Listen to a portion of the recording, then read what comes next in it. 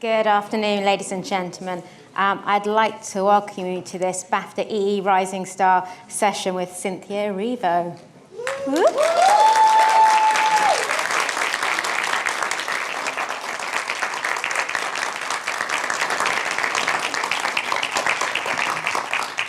We will be doing some audience questions as well, so keep those in mind. Welcome, Cynthia. Thank you. You got the blue suit memo? Yep, absolutely. So let's take it all the way back to the beginning, the start of your career. Your early inspirations was acting and singing, always there. I started singing when I was about 5. I did the nativity play and they asked me to sing Silent Night. I don't know why. I wasn't playing a main character. I think I was playing a shepherd.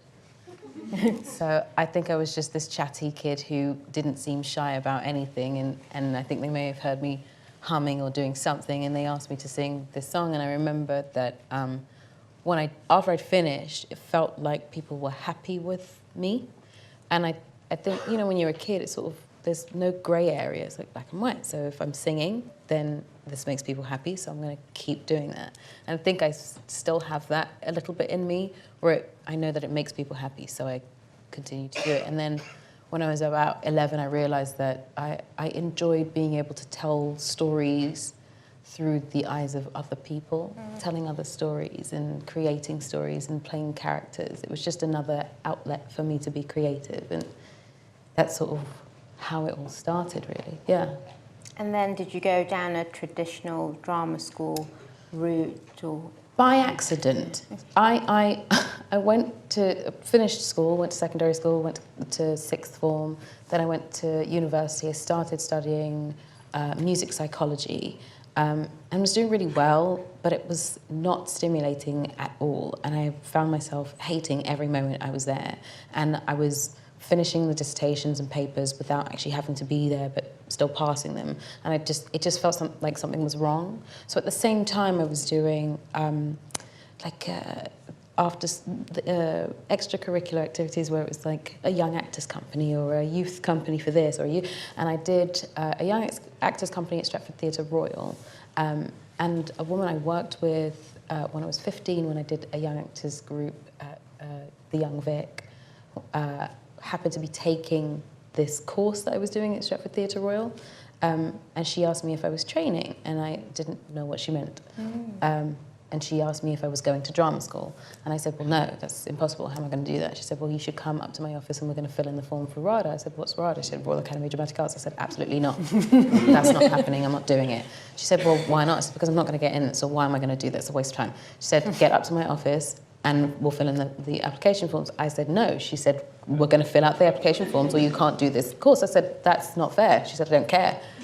So I, under duress, filled in the application form for the Royal Academy of Dramatic Arts, and me thinking it was like, I'm going to be like dramatic and I'm not filling anything else out. I won't fill any other application forms out. Didn't fill anything out, but got into RADA, so boo me and yay me at the same time.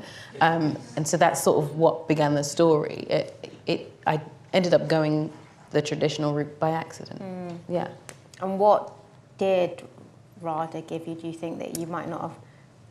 Did it speed things up?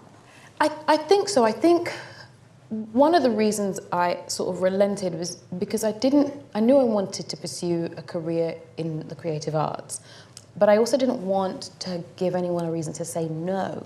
So I knew that training would be a key to me being able to do the thing I wanted to do.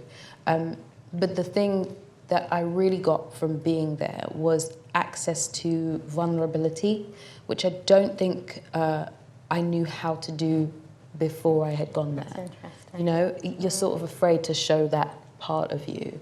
And for me, I was encouraged not to. So being there gave me the keys and the access to that part of my being, which I think has allowed me to be a part and play authentically the characters that I've been given so far. So, yeah. I know that we're skipping ahead a little bit, but then how did you land that role in The Colour Purple? I fought for it, very much so. I found out that it was coming to London, hounded my agent to get me seen. they wouldn't see me. Hounded her again, she hounded them, they wouldn't see me. A friend of mine, Jason Pennycook, then knew, I think, the artistic director of the Meunier and said, you need to see this girl. And so they relented and sent me 4 sides of 4 scenes and 2 songs to learn in 2 nights. I am stubborn and will not take no for an answer, so I learnt everything like the back of my hand and went in the next 2 days and did everything for them and left them weeping. That's So we did this little play at the Meunier, and like I think it was 2 weeks into it, one of the producers from New York asked if I would go to Broadway with it, and I thought he was joking. So I did this really like English thing. I went, oh, if you have me, it'd be really great.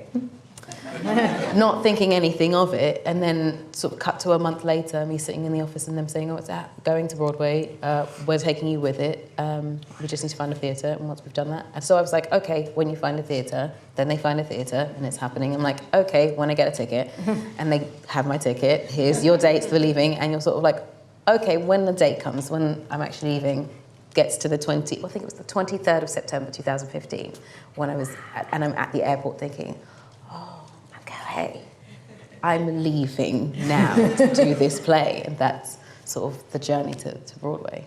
And you've been in the US since, Yes. Yeah. So you get to Broadway, you get to New York.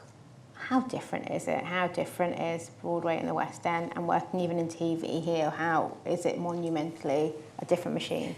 I think it is. It moves very differently. It's faster. It can spin you off your feet if you're not sort of grounded. But I was lucky because I had the director, John Doyle, who did the show with us in London. So it felt like I had an anchor, which was, I felt lucky for that, because it felt like I could, when I felt like I was drifting somewhere, I could just go back to him. He was like I was the homing pigeon for John, and that was very helpful. But once that finished, I just didn't know that I would end up veering into film as quickly as I did. So I guess one day, Francine Maisler, who cast me in Widows, came to see the show. I didn't know. She went and told Steve about me for this character, and the next thing I know, I'm sitting on the couch talking to Steve about Widows, really trying to play down my like nervousness and starry-eyedness as we're sat in the Standard Hotel, sort of like, hi, Pick me. what, talking about this role, and I didn't expect it to go my way, and it did, and that sort of everything just happened. It was almost like my eyes were closed, I blinked and stuff was happening, and I've been trying to sort of play catch up. I think I've caught up a little bit, but I've been playing catch up for a while. Well, we've got 2 clips from Widows, and I think we should maybe show them back to back, if that's okay. Yeah. But let's look at Widows. I'm sure you've all seen it, but let's get a little reminder.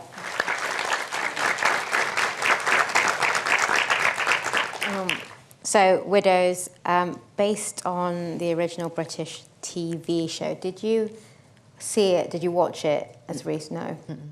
Is that a kind of directive from Steve, or was that just for you going, I don't want to be influenced? Yeah, I whenever something is based on something, I'd rather not be influenced by that thing, because it means that I just don't want to end up copying something. So I wanted it to feel like it came from me, like it was fresh. And I think Steve would rather that as well, to be honest, yeah. So you're had theatre, your training ground in a sense, the on-camera stuff is based up until that point in British TV. Yeah. What was the shift, kind of going from like a very British ethos, kind of, domestic TV working scenario, to doing big budget Steve McQueen, US? The jump was really big, because I think I had only played like 2 small roles on a TV set, so I didn't have very much experience in that either. So it really felt like I went from theatre to film. And that's a massive jump. And so I kind of was learning on the job as we were going along. It's really really lucky to have Viola Davis in front of you, because you sort of learn by osmosis. Or and you watch. terrifying? Do you know what? Not terrifying, because she's not terrifying. She's amazing. And so you have a mentor by accident. And I've been talking to her ever since, and it was just having her in the room and having her around was great for me, because I could watch what was going on, and I was learning as we were going along, and I didn't have to change very much of what I knew to do, but it was learning the method by watching her and others that have done it before.